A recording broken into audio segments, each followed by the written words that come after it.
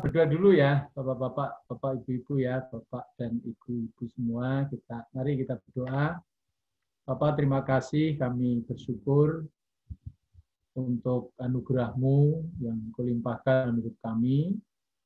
Kami boleh ada sampai saat ini semuanya karena kemurahan-Mu, karena berkat-Mu, karena anugerah-Mu. Kami bersyukur untuk semua yang Tuhan sudah kerjakan dalam hidup kami. Kami bersyukur juga atas rancangan-Mu yang indah untuk hidup kami, untuk keluarga kami. Hari ini kami mau kembali sharing, biarlah Roh Kudus mengurapi kami, sehingga apa yang kami bagikan, kami sharekan, kiranya boleh menjadi berkat bagi semua yang mengikuti Zoom meeting MOU Jateng ini. Kami mengucap syukur, waktu sepenuhnya kami serahkan dalam tangan-Mu, dalam nama Tuhan Yesus Kristus, haleluya. Amin. Ya, selamat malam Bapak Ibu semuanya, rekan-rekan tim semuanya. Shalom. Suara saya bisa didengar? Ya, saya berharap suara saya bisa ditangkap, bisa didengar. Ya, malam ini saya ingin share yang beberapa waktu lalu kami sudah bagikan di renungan MOU, yaitu tentang keluargaku adalah surgaku. Ya, keluargaku adalah surgaku. Kalau dulu hanya lewat tulisan, nah sekarang suara kami. Ya, tentu dengan versi yang berbeda. Nah, saya ingin mengawali membaca satu ayat di dalam kitab Kejadian pasal 27 ayat yang ke-28, Kejadian pasal 27 ayat 28 berkata, Allah akan memberikan kepadamu embun yang dari langit dan tanah-tanah gemuk di bumi dan gandum serta anggur berlimpah-limpah. Saya ulangi ayat ini, Kejadian 27 ayat 28 berkata, Allah akan memberikan kepadamu embun yang dari langit dan tanah-tanah gemuk di bumi dan gandum serta anggur berlimpah-limpah. Ya, teman-teman, Bapak Ibu yang saya kasihi, tentu menjadi doa, menjadi harapan kita semua, menjadi keinginan kita semua. Ya, surga itu bukan hanya kita nikmati, bukan hanya sekedar janji Tuhan, nanti setelah kita meninggalkan dunia ini, kita masuk ke surga, itu yes, oke, memang itu adalah janji Tuhan. Ya, tapi ingat Bapak Ibu, kita semua tahu tentang doa Bapa kami. Ya, Yesus yang mengajarkan, datanglah kerajaan-Mu di bumi seperti di surga. Itu adalah janji Tuhan. Artinya, walaupun kita masih ada di bumi, bahwa suasana surga itu harus kita nikmati. Artinya janji Tuhan sebagai orang percaya, kalau kita menjadi pelaku firman Tuhan, pasti nikmati janji Tuhan itu. Ya. Dalam konteks ini berbicara tentang keluarga Ishak. Ya, kita tahu keluarga Ishak punya anak namanya Yakub dan Esau. Esau yang harusnya diberkati menjadi anak sulung, tetapi kita tahu ya bahwa yang diberkati menjadi anak sulung akhirnya bukan Esau, tetapi Yakub. Ya. Nah, keluarga begitu indah ya kalau kita memiliki keluarga yang saling menyayangi. Ya. Bahagia rasanya ketika rumah menjadi tempat yang paling kita tunggu-tunggu ya untuk berada di dalamnya. Itu tentu adalah impian kita bersama. Ya, akan tetapi tidak jarang ya kita jumpai bahwa rumah tempat kita tinggal menjadi neraka yang membuat kita bisa tidak betah di rumah. Ya. Contoh kami 11 tahun yang kami sudah sharekan, kami bagikan ke teman-teman, suasananya seperti neraka.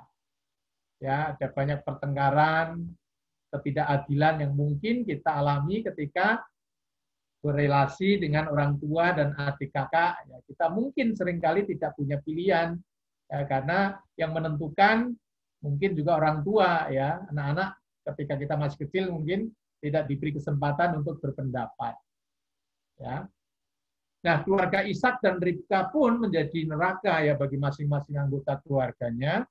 Di masa tuanya, Ishak memerintahkan Esau untuk membuat makanan baginya sesaat sebelum dia memberikan berkat hak kesulungan kepada Esau. Ribka, ibunya, ya, lebih menyayangi Yakub.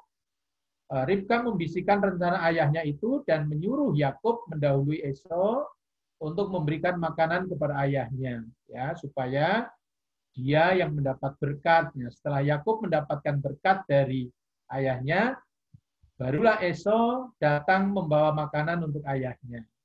Ya, disitulah Ishak dan Esau tahu bahwa Yakub dengan bantuan ibunya telah menipu dan merampas berkat yang seharusnya untuk Esau. Kita tahu semua kisah itu. Ya, sejak itulah ya tragedi dan kesusahan muncul dalam keluarga mereka. Ya, mudah-mudahan kita tidak menjadi penyebab ketidakharmonisan di dalam keluarga kita masing-masing. Ya, untuk membayar hubungan yang sudah rusak, sudah hancur, ya, Yakub harus membayar cukup lama, cukup mahal, ya, 20 tahun baru hubungan itu terbangun kembali.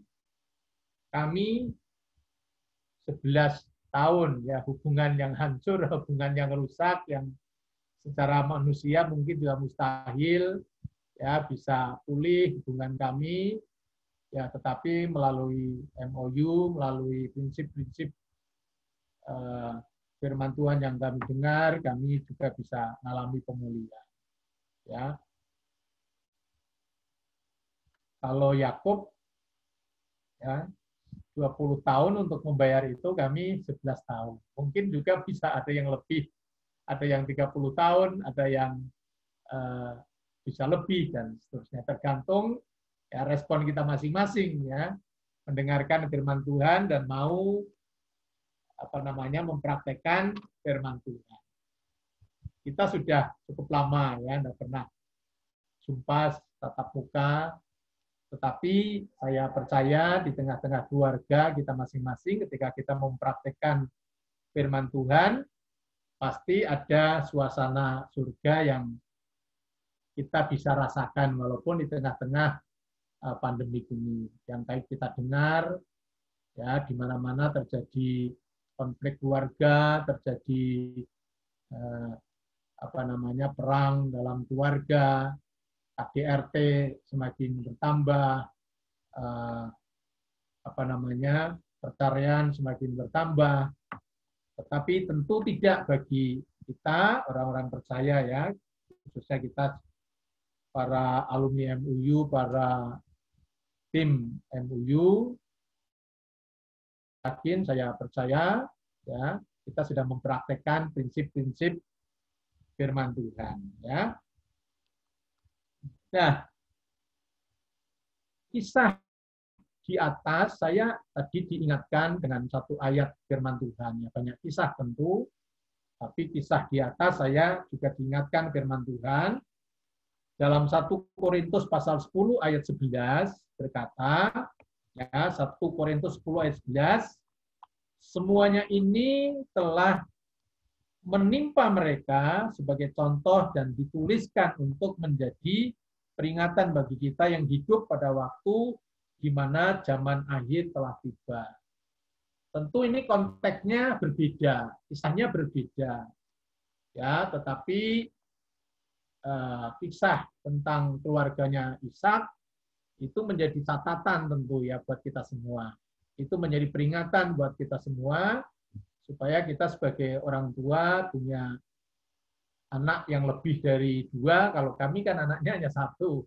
Ya, kalau punya anak lebih dari 2, ya mungkin kasihnya bisa terbagi, ya. Tapi kalau punya anak 1 juga, apakah mungkin anak itu juga Nah, tidak tertutup kemungkinan juga ya anak itu bisa tidak menerima kasih yang utuh dari orang tuanya ya. Bukan berarti anak satu pasti dapat kasih yang utuh dari orang tuanya, belum tentu juga ya. Bisa juga anak satu tapi tidak mendapat kasih yang utuh dari orang tuanya. Nah, Mazmur 128 kita tahu semua ya. Mazmur 128 menunjukkan bagaimana suami dan istri, anak mengalami pertumbuhan bersama. Ya.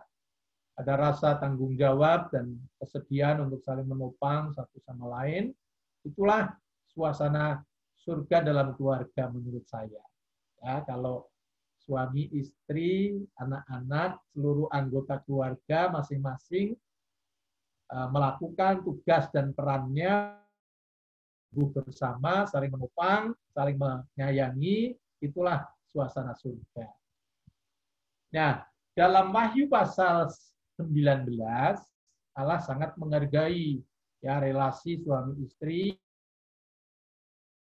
sehingga Allah memakai gambaran mempelai laki-laki dan perempuan atau gereja Tuhan, kita semua orang percaya, untuk menggambarkan relasi indah antara Yesus dan umatnya.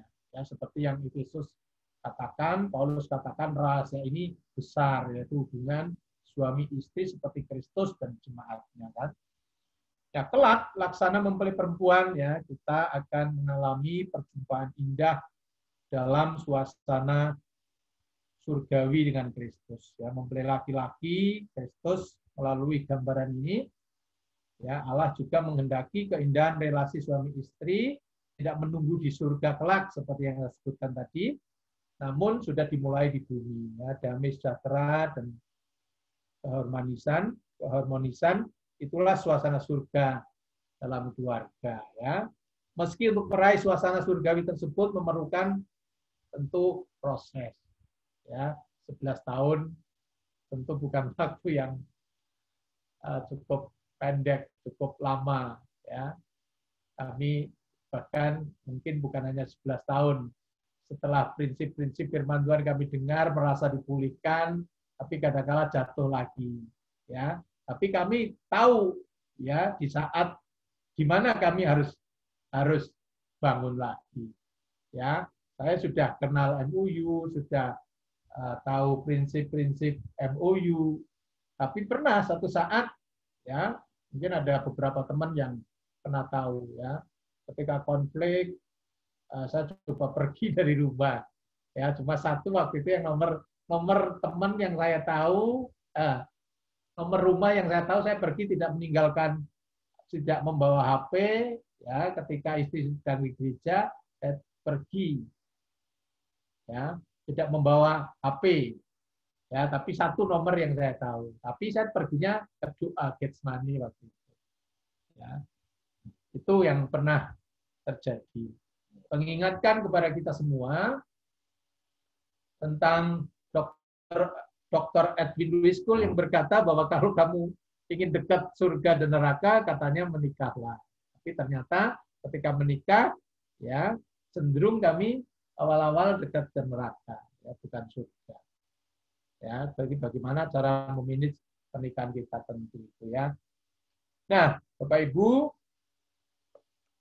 dalam Kejadian pasal 7 kita mengerti juga ya kisah itu tentang Nuh ya di mana Nuh diperintah Tuhan, Nuh mendapat visi untuk membuat bahtera ya karena Tuhan akan menghukum seluruh yang hidup, seluruh yang bernyawa pada waktu itu ya.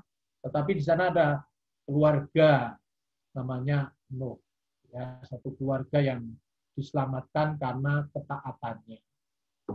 Mazmur 127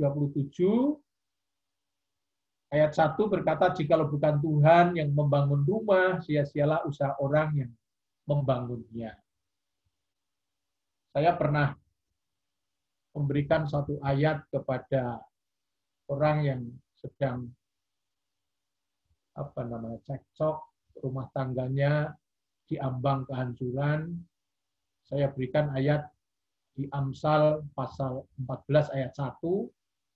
Ayat ini berkata begini, perempuan yang bijak mendirikan rumahnya, tetapi yang bodoh meruntuhkannya dengan tangannya sendiri. Ya tentu kita kalau dikatakan orang bodoh tidak mau, ya. Tapi banyak orang ya sudah membangun berlelah-lelah sudah bertahun-tahun, tapi diruntuhkannya dengan tangannya sendiri. Ya, orang yang pernah kami tangani yang sudah 2 kali dipulihkan, akhirnya keluarga itu istrinya pergi, dan saya bilang pada waktu itu sama salah satu suaminya, saya bilang ya mujizat ya, kira-kira mujizat kalau bisa pulih. Tapi ternyata oleh kemurahan Tuhan keluarga itu bisa dipulihkan kembali. Ya, saya kasih ayat ini sampai saya bilang yang mungkin terkeras dalam apa yang saya pernah bagikan, saya sampaikan, ya, karena ketika kami tanya kapan ibu mau pulang, jawabannya nanti nunggu waktu Tuhan. Ya, sampai saya berkata nunggu waktu Tuhan itu ya waktu Tuhan yang seperti apa, nunggu semuanya hancur. Sampai saya tunjukkan ayat ini, baca coba ayat ini. Ya, mudah-mudahan ya kita semua yang sudah membangun rumah tangga kita, pernikahan kita dengan berjerih payah bertahun-tahun, ya jangan sampai kita hancurkan dengan tangan kita sendiri. Ya, Bapak Ibu, nanti sebelum istri saya menyampaikan, ya saya berpesan tentu lewat firman ini, lewat sharing ini, biarlah kita yang sudah dipulihkan ya bisa menjadi apa ya yang sesuai dengan prinsip-prinsip MUU, prinsip 10 menjadi pintu untuk pemulihan keluarga-keluarga yang lain. Ya, taburkan kebaikan-kebaikan sekecil apapun yang kita bisa lakukan, kalau itu adalah benih-benih surgawi, ya, kebaikan-kebaikan yang kita taburkan, tentu pertama melalui keluarga kita sendiri, di dalam keluarga kita sendiri. Pasti kita akan menikmati ya apa yang Tuhan janjikan, datanglah kerajaan-Mu di bumi seperti di surga. Ya, itu menjadi kerinduan kita semua tentu.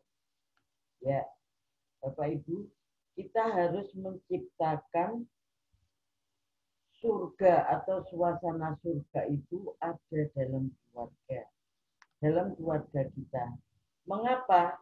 Karena ketika suasana surga itu ada dalam keluarga kita, rumah tangga kita akan aman, akan damai. Karena Tuhan mempunyai rencana yang besar dalam setiap keluarga. Tetapi kadang-kadang dengan komunikasi yang salah bisa membuat rencana Allah itu tertunda atau gagal. Contoh keluarga Ishak tadi. Dengan komunikasi yang salah itu menyebabkan masalah yang besar terjadi dalam keluarga. Oleh sebab itu contoh bagi kita satu gambaran bagi kita untuk kita bisa terus belajar membangun komunikasi di dalam keluarga. Karena apa? Komunikasi di dalam keluarga itu sangat penting. Ketika suami, istri, ataupun anak-anak berkomunikasi yang baik dan benar, maka suasana surga dalam keluarga itu akan kita rasakan. Kita harus belajar berkomunikasi yang baik dan benar satu dengan yang lain di dalam keluarga kita. Karena komunikasi itu sangat penting bagi suami istri. Gagalnya sebuah pernikahan itu 85% disebabkan karena kurangnya komunikasi yang baik. Komunikasi itu sederhana sebenarnya. Hanya berbicara dengan jujur dan mendengarkan dengan baik. Tapi kadang-kadang kita gagal dalam berkomunikasi yang baik, berbicara yang jujur, dan mendengarkan dengan baik itu kadang-kadang kita gagal. Berbicara itu meliputi tata bahasa yang baik dan sederhana, nada suara yang benar, dan respon yang positif dan benar. Ketika kita bisa mengekspresikan komunikasi kita dengan tata bahasa yang benar, dengan nada suara yang benar, dengan respon yang benar terhadap pasangan kita ataupun terhadap keluarga kita, maka surga itu ada dan keluarga itu akan menjadi senantiasa sesuatu yang sangat kita rindukan. Karena apa? Di dalam keluarga kita ada suasana surga. Mendengar itu perlu keseriusan. Saya pernah berkata, suami saya ini orang yang tidak gampang untuk mendengar. Padahal dikatakan untuk mendengar itu perlu keseriusan. Kita harus bisa mendengarkan lawan bicara kita. Jangan potong pembicaraan ketika seseorang sedang berbicara dan responi dari pembicaraan seseorang atau pasangan kita. Dengar dulu, baru direspon. Jangan dipotong. Ini kelemahan suami saya. Jujur. Makanya rumah tangga sekian lama terjadi konflik terus karena dia ketika saya ingin mengungkapkan sesuatu, dia sudah potong. Dia selalu berkata, aku sudah tahu maksudmu. Aku sudah tahu maksudmu. Dia mungkin sudah tahu maksud saya, dia sudah tahu. Tapi saya kan perlu mengungkapkan. Nah, itu yang harus diwaspadai suami istri. Agar suasana surga itu tetap ada. Dan keluarga itu menjadi sesuatu yang senantiasa membuat kita semangat bergairah berada di dalam keluarga. Komunikasi pernikahan yang baik yaitu apabila suami istri masing-masing saling membagikan gagasan, perasaan, pengalaman, nilai-nilai atau memprioritaskan pasangan dan hal-hal yang baik secara bersama-sama dengan mengkomunikasikannya sehingga keputusan yang diambil adalah keputusan bersama.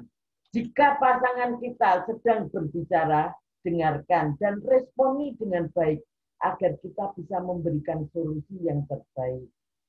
Komunikasi antara suami istri harus terus dibangun agar tidak rusak. Apabila terjadi kendala di dalam komunikasi kita, jangan kita menyalahkan pasangan kita. Seringkali ya suami istri kan saling menyalahkan. Kamu begini, kamu begitu. Karena apa?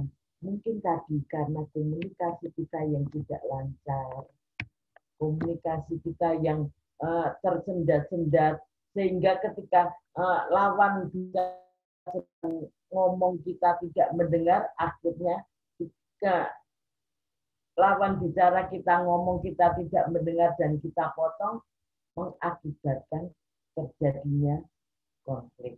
Oleh sebab itu kita harus mencari solusi yang terbaik dengan mendengarkan lawan bicara kita atau pasangan kita atau orang lain ketika dia sedang berbicara. Jangan kita gampang menyalahkan orang lain. Tetapi kita ketika terjadi konflik lebih baik kita diam. Kita introspeksi diri. Sebelum kita mencari jalan keluarnya, kita mungkin maksud kita benar. Ngomong kita itu tujuannya benar. Tapi cara kita berbicara dengan nada yang tidak benar itu akan menjadi salah.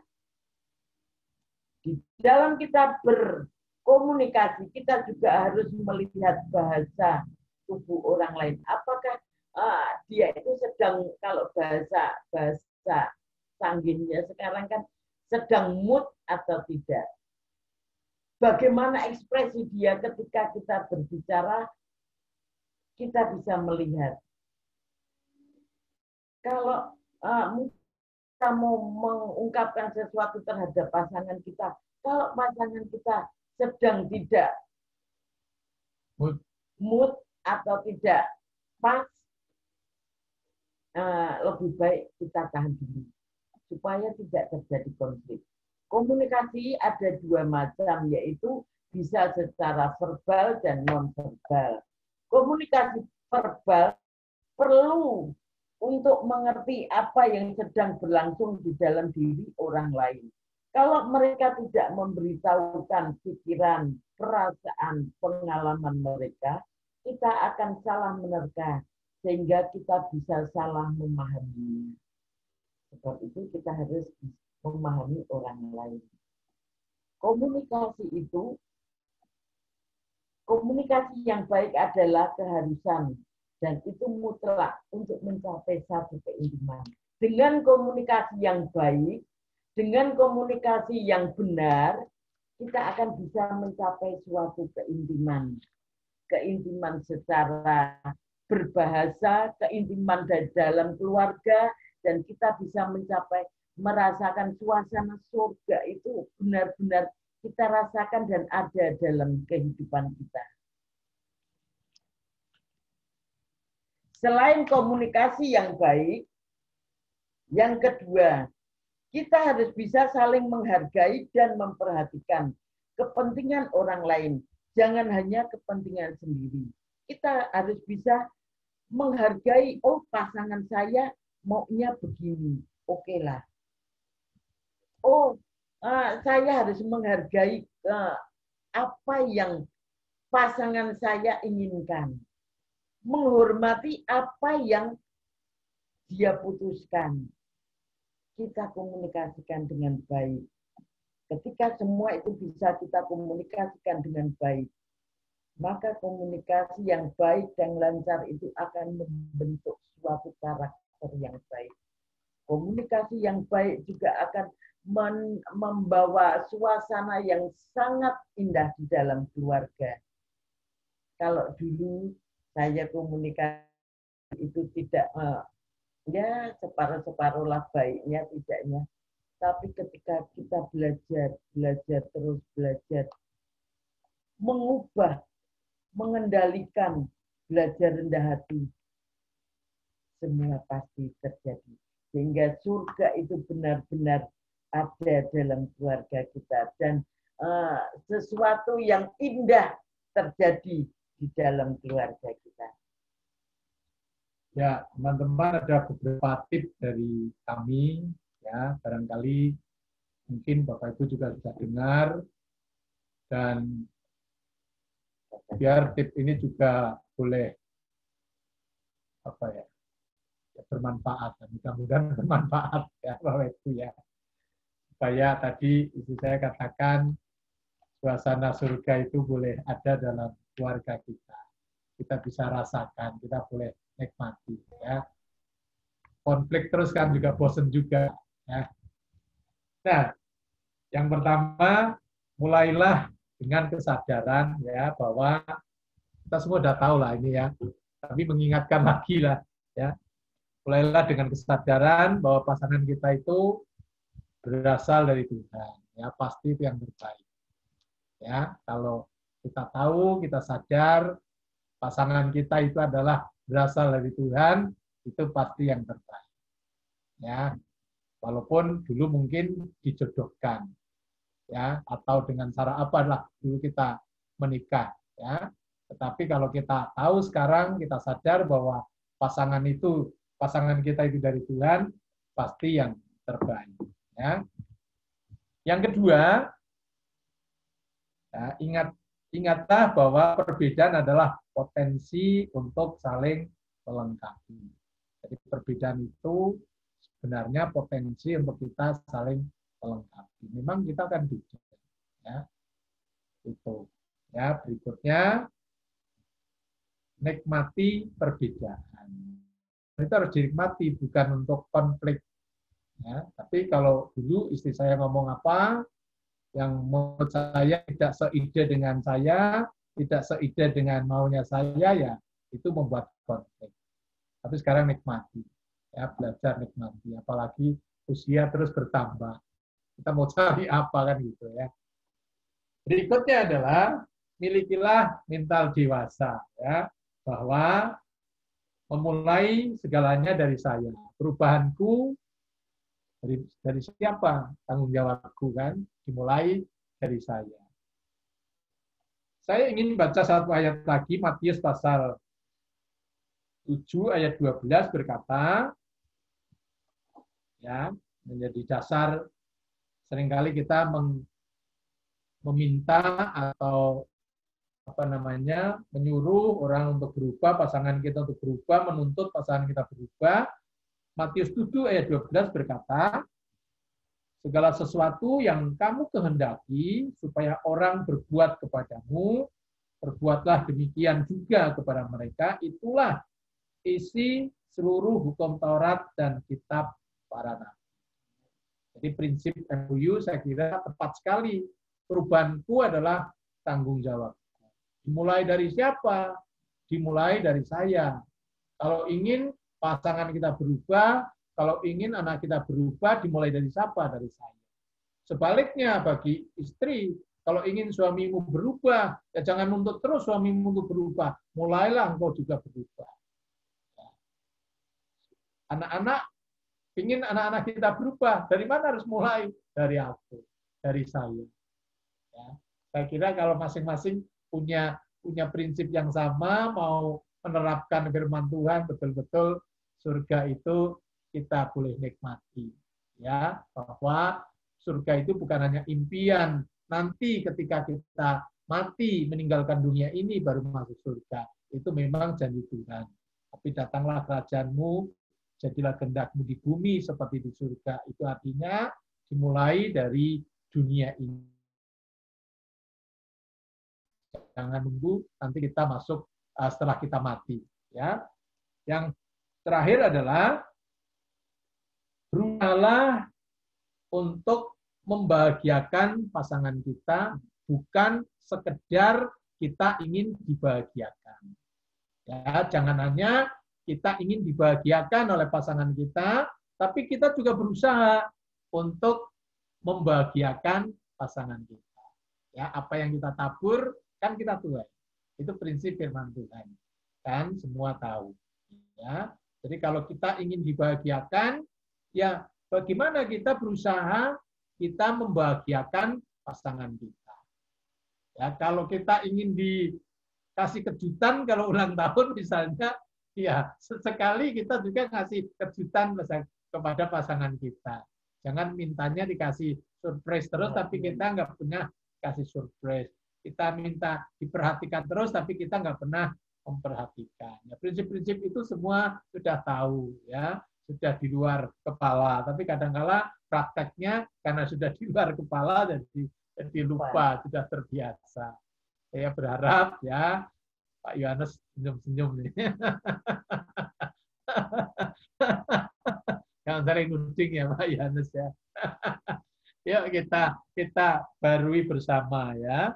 Prinsip firman Tuhan ini, segala sesuatu yang kamu kehendaki supaya orang berbuat kepadamu, berbuatlah demikian juga kepada mereka. Itulah isi seluruh hukum Taurat dan kitab para nabi. Ya, stop, yang terakhir, stop mencari kekurangan pasangan kita. Ya, stop mencari kelemahan pasangan kita. Ya, kita tahu kita aja belum sempurna, pasangan kita juga belum sempurna. Ada kekurangan. Ya, perbedaan itu tadi untuk saling melengkapi. Ya, itu saya kira yang bisa kami bagikan, kami sharekan. Ya, kurang lebihnya mohon dimaafkan. Ya, ayo kita sama-sama terus bertumbuh, saling mengingatkan sebagai komunitas di MOU, walaupun kita belum bisa bertatap muka. Ya, kapan kita akan mulai tatap muka ya? Nggak tahu ya. Nanti Pak Freddy yang akan mengatur semuanya, atau kalau memang sudah diizinkan. Ayo kita berdoa sekali lagi ya, Bapak Ibu ya, dan berkati. Bapak, terima kasih untuk malam ini Tuhan, untuk kesempatan yang baik kami bisa kembali bertemu walaupun hanya lewat Zoom ini. Tuhan Engkau memberkati semua tim MOU yang hari ini bersama-sama bisa kumpul di Zoom ini. Tuhan Engkau memberkati setiap pernikahan mereka, Engkau memberkati keluarga mereka, Engkau berkati usaha pekerjaan mereka di masa-masa yang khusus ini, di masa-masa yang sulit, di masa-masa yang sukar, tapi Engkau berjanji Engkau tidak akan pernah meninggalkan. Engkau memberkati orang-orang yang terus berharap kepadamu, kami mau terus belajar untuk meresponi firman Tuhan. Terima kasih Bapak, terima kasih untuk malam ini. Terpujilah namamu dalam nama Tuhan Yesus. Kami percaya Tuhan apa yang sudah kami sampaikan, Roh-Mu terus berbicara kepada setiap mereka. Sehingga firman itu menjadi berkat, memotivasi kami untuk kami semakin melekat di dalam Tuhan. Rumah tangga kami dipulihkan, keluarga kami menjadi berkat, dimanapun kami berada nama Tuhan dipermuliakan. Di dalam Yesus kami sudah berdoa. Amin.